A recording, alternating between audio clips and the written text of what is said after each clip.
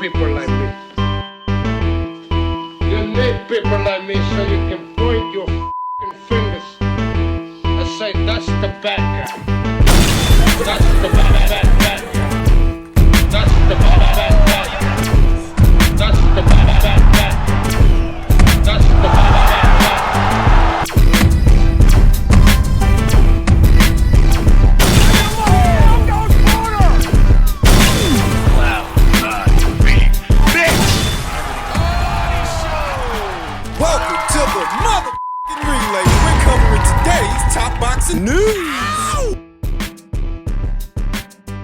Okay, we'll start with this. Set to go down later on this month on the undercard of Zoo versus Muzutier. Is that how you say that? I said that. Unbeaten up-and-comer Jasmine Parr will be taking on seasoned fighter Ember Amelia. In an all-Aussie showdown, Jasmine Parr, the young daughter of Angie Parr and Muay Thai legend John Wayne Parr. Fighting is in young Jasmine's blood. Her mother was a fighter, her father was a fighter, she's a fighter that comes from a varied combat background, not just boxing, but kickboxing, Muay Thai. Scheduled for 10 rounds in the women's super flyweight division, Jasmine Parr sports professional record of 5 wins with no losses, no draws, 1 recorded knockout to Ember Amelia, who sports professional record of 5 wins with 3 losses, no draws, 1 recorded knockout, having never been knocked out in 8 professional bouts. She's a few years older and a few fights more experienced than young Jazzy. Jasmine is 21 years old, whereas Ember's 27. I want to say that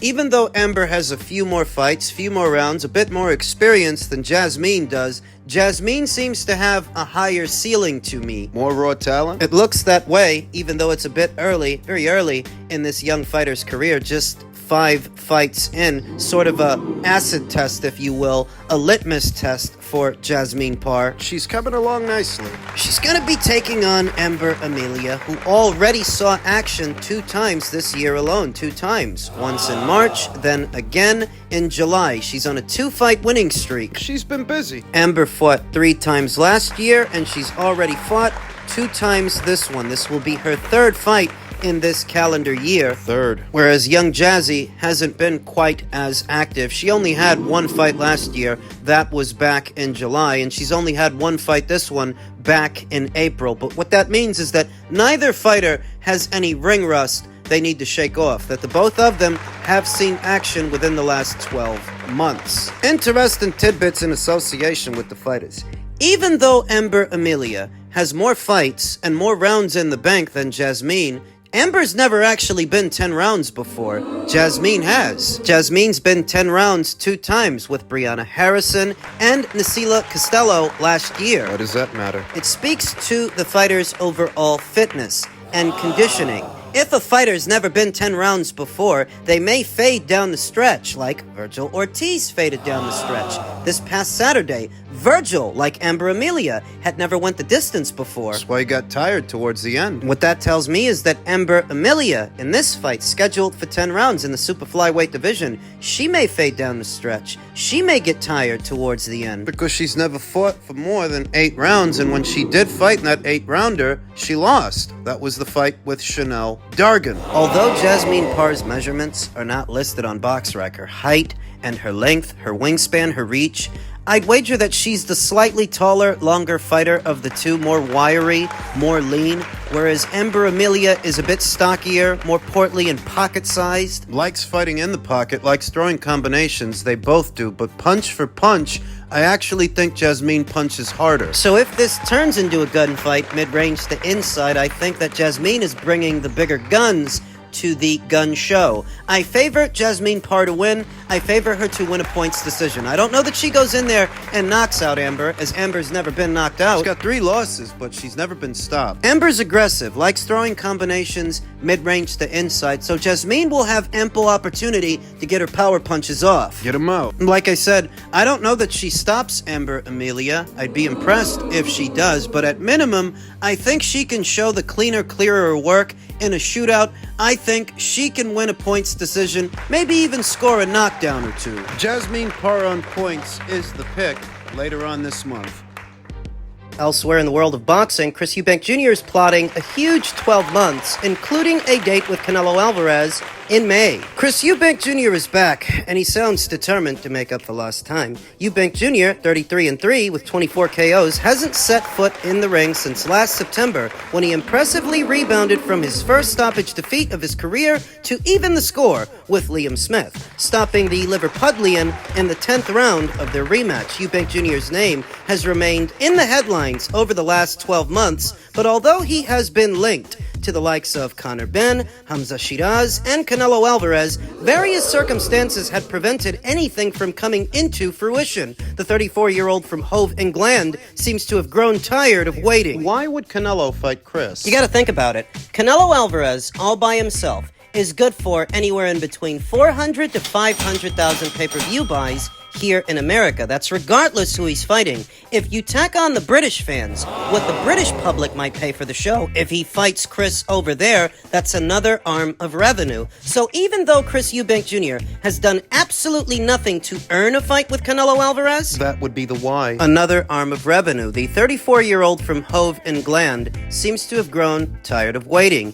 He used an appearance on Sky Sports News in the UK to announce that his initial aim is to rebuild that lost momentum, but also that he is determined to be involved in some major fights over the next year. Although the world-ranked middleweight wasn't able to reveal any concrete plans, he does seem to have his sights set on a fight with Mexican superstar Alvarez. And don't forget that he recently parted ways with Wasserman Boxing and jumped into bed with Boxer and Sky. Recently, Eubank did engage in discussions over facing Alvarez in Vegas next month. He and his team were unable to come to terms on a deal, and Alvarez will instead face Puerto Rican puncher Edgar Berlanga at the T-Mobile Arena on September 14th. Eubank clearly expects Alvarez to make it past Berlanga and is already positioning himself for the next shot at the four-weight world champion. I think May of next year, he said, when asked when he would realistically expect to face Alvarez. We were in talks with he and his team for his next fight. We couldn't come to an agreement. It was very last minute. The numbers weren't right. The business wasn't right. And I've been out of the ring for a year. This wasn't a fight that I could take after a year off. I wasn't going to go in there for a payday like so many others have. I'm going in there to win, and I want to give myself the best chance possible. That means being able to come off consistent fights, consistent camps, and then go into the biggest fight in world boxing at the moment, not coming off a year layoff. Think activity and consistency over the next 6 months and get this man in May. There's only a few guys that Canelo can fight. There is not a pool of fighters that the public want him to fight and that he can fight. There's very few names, so I don't need to rush. A lot needs to happen before Eubank can cross that particular bridge. Although he looked good when beating Smith last year, he appeared dreadfully out of sorts when Smith blazed through him inside 4 rounds last April. That performance, arguably the worst of his entire career, came on the back of an 11th-month layoff. Eubank hasn't been involved in many wars, and although he pops up at occasional yacht parties... Listen, man, if you think people were criticizing Canelo for fighting Edgar, imagine what they're going to say if he fights Chris afterwards. Eubank hasn't been involved in many wars, and although he pops up at the occasional yacht party or all-night poker game, he does live well outside of the ring, but he is approaching the age when things can go wrong quickly, and without the fighter recognizing it until it's too late, he has decided to do all he can to mitigate the possibility of finally making it to the ring for the type of blockbuster fight he has spent years talking about, only to discover that the sharpness and speed required to win is no longer there. The plan with me is to get active. I'm 34 years old. I'm ready to get back in. I've been a year out of the ring, and at my age, you can't afford to be doing that, he admitted. Consistency, activity, that's the key, especially at my age. We'll be fighting again within the next couple of months, and over the next 12 months, we're going to have more than one mega fight, he said. Regardless of that fight, the rematch victory over Smith, I love the sport of boxing. I love training. I love the dedication. I love the lifestyle. It's who I am. I want to be in the ring as much as I can. It's my life. It's my career. And it's how I make my money. Obviously, being out of the ring for a year is not ideal. But politics, promoters, and business, this is all part of the sport. And for whatever reason, I haven't been able to get back in the ring. Now, we're past all of that. Expect a lighter touch. If all of this seems long-winded and optimistic, it's just a roundabout roundabout way of saying that in Chris Eubank Jr.'s next fight, it's going to be a lighter touch. It's not going to be anybody dangerous. You could argue that it's a necessary evil because he's been out so long, though all the same. That's what all of this means, that in his very next fight, he's going to be tuning up. Eubank Jr. notably omitted Hamza Shiraz, his only real rival for domestic supremacy at 160. From his list of potential opponents and his domestic goals, both Billy Joe Saunders and Conor Benn were referenced, do seem to be fixed on settling old grudges, but he otherwise reeled off an ambitious list of names and challenges. You call that ambitious? The both of those fights are unrealistic right now. Did you guys forget that Conor Benn is currently suspended by the BBBOC? Did you guys forget that Billy Joe Saunders hasn't fought since he got stopped by Canelo Alvarez well over a year ago, and that right now he might actually be morbidly obese? You call that ambitious? The both of those fights are unrealistic right now. It will be interesting to see if Eubank Jr. does seek to close out the year against a big name, knowing that a defeat would destroy any hopes of tempting Canelo into the ring, or whether he elects to stretch that 12-month time frame slightly. Work does have a habit of expanding to fill the time available, and Eubank insists that he has no plans on calling time on his career for the foreseeable future. There's no secrets. The amount of names I have on my hit list is incredible, and it's exciting, he said. Domestically, we have great fights: Conor Benn, Billy Joe Saunders, who I'd love to get my hands on. In the international seas, Canelo, Terence Crawford, any of the world title holders in the middleweight division, WBA champion Erislandy Lara. The list is endless. Now we have a platform and the freedom to go and make these fights, so over the next 12 months, watch this space. It all sounds good. Sounds great, but those fights aren't realistic. They're not. Conor Benn has to deal with the BBBOC and see about getting that suspension lifted. Billy Joe Saunders, God only knows what Billy's been up to in the subsequent weeks and months and year that followed his defeat to Canelo Alvarez. We haven't seen him. He hasn't fought. Eubank Jr. mentioned Erislandy Lara, but Erislandy Lara is not a big name. That doesn't pay out all that much money, and because it doesn't, I don't expect Chris Eubank Jr. to fight him. I live the life. I don't drink, I don't do drugs, I have my little nights out here and there, but in general, I'm responsible with my lifestyle outside of boxing. That's where longevity will come into play in terms of my career. My father retired at 32 years old. I'm 34, and retirement is not even in my mindset, not even close. A lot of big fights and a lot of huge potential matchups over the next 6 months, and I'm ready to go. He's gonna tune up in his next fight, which likely will take place before this year is out. Then, if it is his intention to face Canelo Alvarez in May, maybe he fights one more time. Maybe he does. But it'll be another tune-up fight. It won't be anyone that jeopardizes the Canelo fight. and that's the more realistic view. Now, as far as Canelo, who I mentioned earlier, Canelo Alvarez, on being stripped of his IBF super middleweight world title, said, "There are levels, there are stars, and there are superstars. They make the championship. The championship does not make them." Who is William Skull? I never heard of him. I'm not going to do whatever they want. I'm going to do whatever I want because I deserve it because of all I have done. Some people might not like Canelo Alvarez's tone when he says that. But at the same time, how many people actually wanted to see Canelo Alvarez fight William Skull, a fighter that is based out of Germany and is largely unknown here in America? How many people really wanted to see Canelo fight that guy? I'm not giving him a pass. I'm looking on the bright side. He didn't care to fight that guy, so he gave up his title. And as a result of that, a new IBF champion will be crowned shortly. Someone that all the other fighters in the weight can target. Think about it. It keeps things interesting at 168 pounds. Whoever ends up being IBF champion, whether it's William Skull or Vladimir Shishkin, whoever it is, that's somebody that Bektamir Melenkuziev can target, somebody that Diego Pacheco can target, somebody that Jaime Munguia, Caleb Plant,